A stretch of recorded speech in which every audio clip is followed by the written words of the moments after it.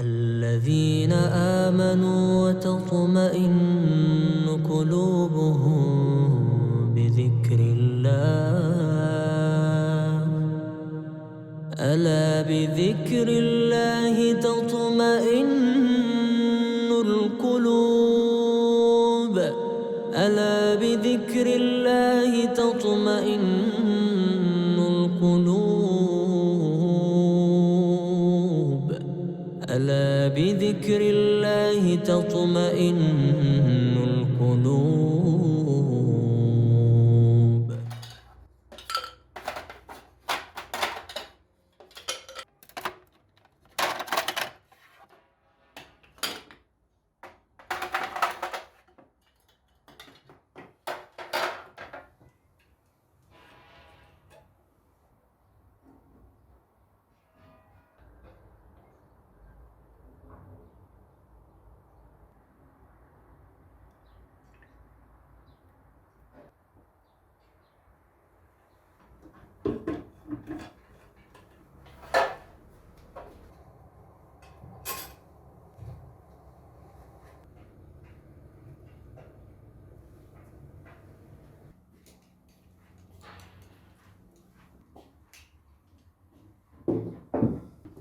خشب. Oh. Wow, that was close. Only for the day. Only for the afternoon. جبنا الخشب. خشب. بعدين موضوع النار حفلة لوحدها. شايفين؟ نسويه وما قدرنا نسويه.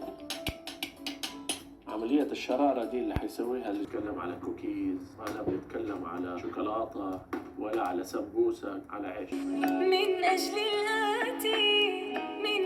الآتي اليوم للكل يد في التغيير.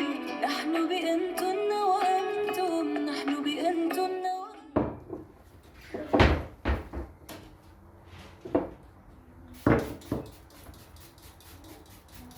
يا صباح الخير، يا صباح النشاط. كيفكم صباحي؟ شو اخباركم؟ ان شاء الله تكونوا بالف خير يا رب. انتم عم تشوفوا فيديو اليوم. اهلا وسهلا فيكم كلكم، نورتوا قناتي. اهلا وسهلا بالصبايا الجداد اللي انضمت لقناتي جديد. بدي رحب فيكم من وين ما كنتوا عم تتابعوني. هون صبايا مثل ما شفتوا عملت نسكافيه. انا بفضل نسكافيه البارده عن السخنه، بحط لها تلج وحليب، والتلج بكون قبل بيوم عاملته حاط له مي سخنه ومدوبه فيه نسكافيه سريعه الذوبان مع سكر، وبحطه بالثلاجه، وامتى ما بدي بستخدمه بحط له حليب وبشربه. كتير طيب الصراحة، أطيب من السوق، يعني أطيب من الكافيهات وقت بنروح بنطلب النسكافيه. وكمان تابعت برنامج اسمه برنامج سين لأحمد شقيري، كتير حلو. أنا كل حلقة يعني بتعلم منه شغلات جديدة وحكمة جديدة. وبعد ما خلصت هيك ارتحت. هون عم بلش شغل. بدي نظف، مثل ما شايفين عم نظف هي العلبة تبع صابون الجلي. كتير متوسخة. رشيت عليها من هذا البخاخ، هو مزيل دهون، يعني كتير ظريف. بحسه لكل شي هيك، لكل بقعة ما بتطلع بسهولة رشي عليها وهيك فركية بتروح. وبعدين مثل ما شايفين حطيت بأول قسم سائل الجلي، تاني قسم بحط فيه خل، منشان بستخدم الخل بدال الكلور مشان ريحة الزنخ، الروائح اللي مو حلوة. بحسه ظريف يعني. ما عاد استخدمت كلور مشان تيابي ما يخربوا.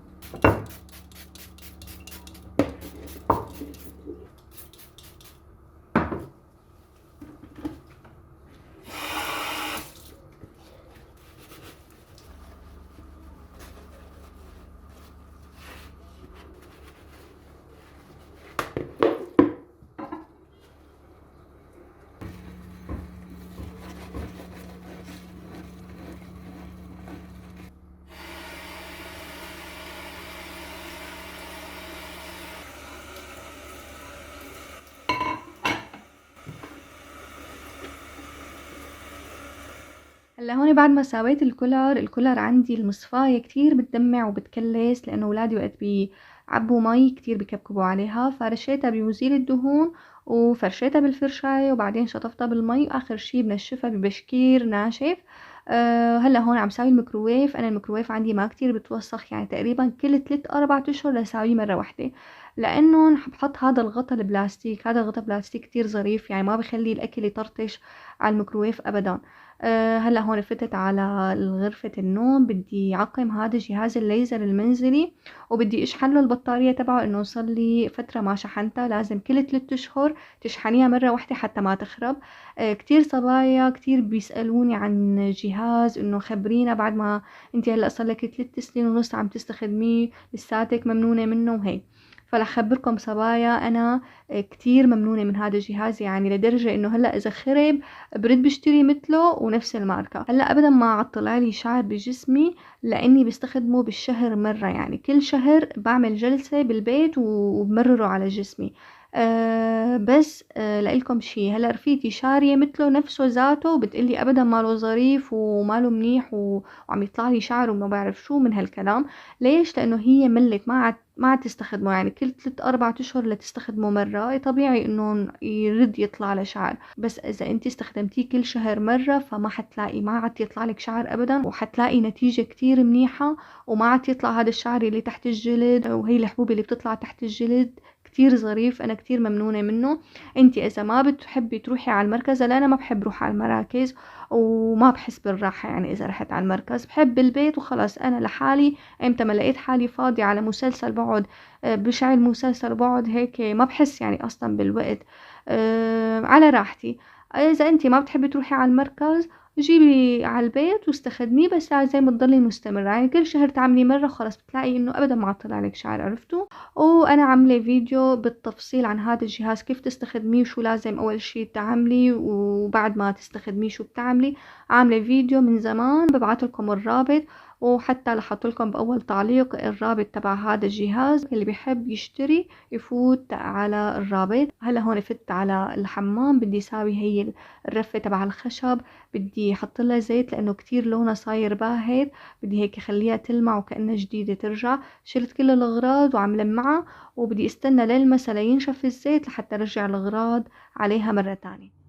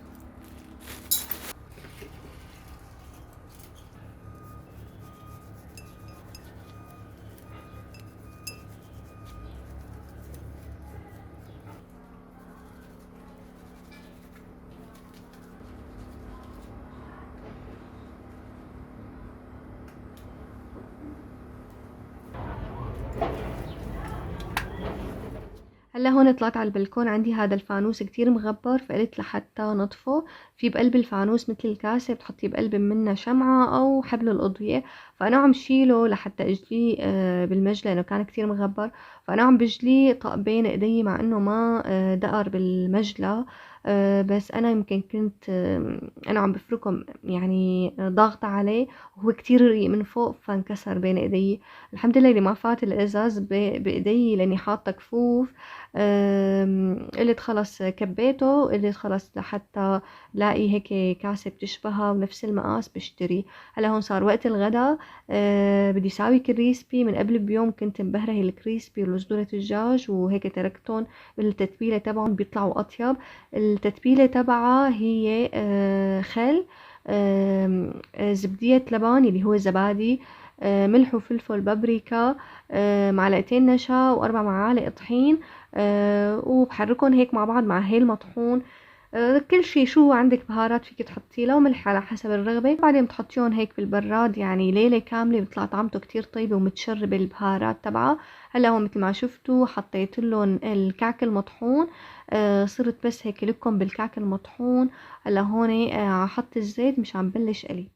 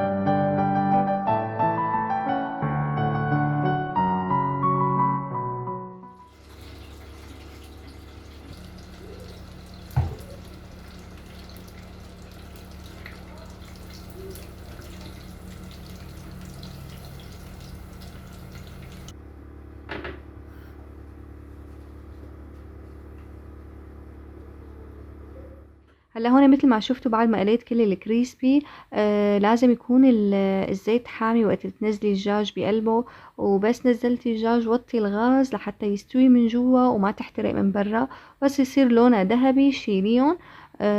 هلا هون حبيت لف الكريسبي بخبز التورتيلا، حطيت لهم مايونيز وشطة وخس وبطاطا مقلية كمان قليتها بالقلاية الهوائية. هلا هون بلفهم كلهم وبجيب الشواية بحط عليها زبدة من شان الخبزة هيك تتحمر من الطرفين، بتطلع منظرها كتير حلو وطعمتها كتير طيبة. كمان عملت لبن عيران عشان نشرب جنب الساندويش، كمان بيطلع كتير طيب.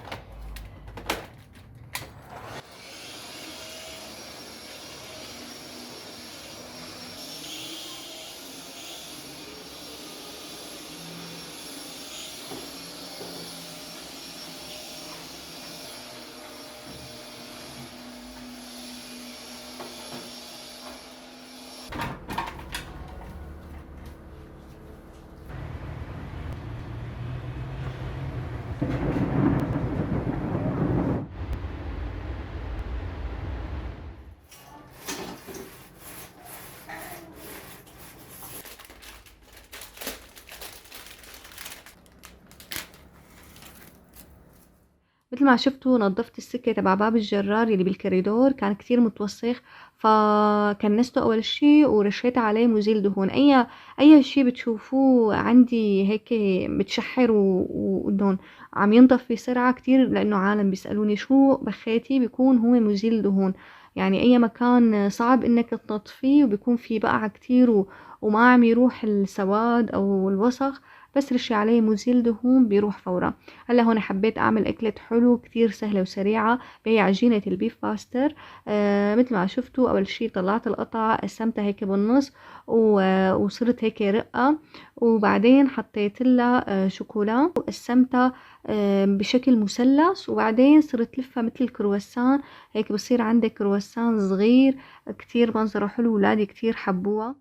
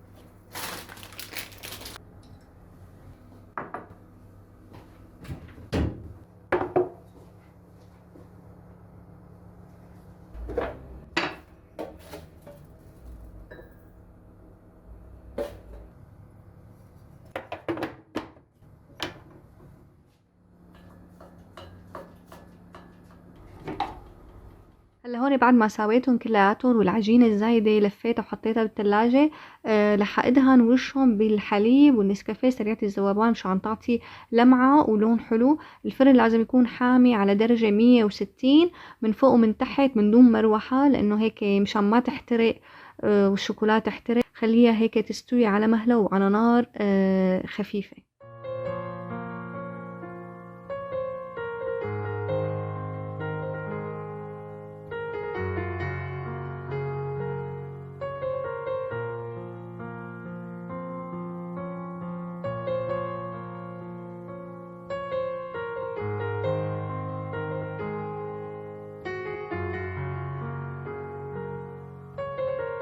تقريبا أخدوا معي بالفرن 15 دقيقة لحتى نفشوا، أخد هذا اللون الذهبي على الوجه. عن جد كتير طيبة، ولادي كتير حبوها، بنصحكم تجربوها لأنه ما بتاخد وقت وسهلة كتير.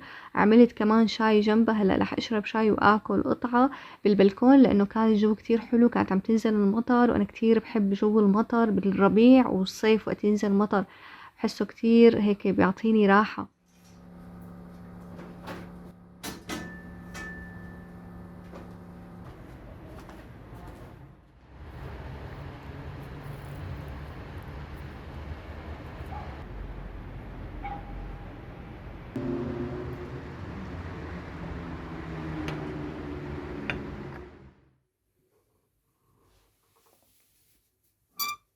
هلا هون من بعد التعب اللي تعبته بهذا اليوم، لانه وقت بكون عم صور بتعب كتير الصراحة، غيرت تيابي وفت على الحمام لحتى حط الاغراض على هي الرفة لانه نشف الزيت اللي حطيته عليها الصبح.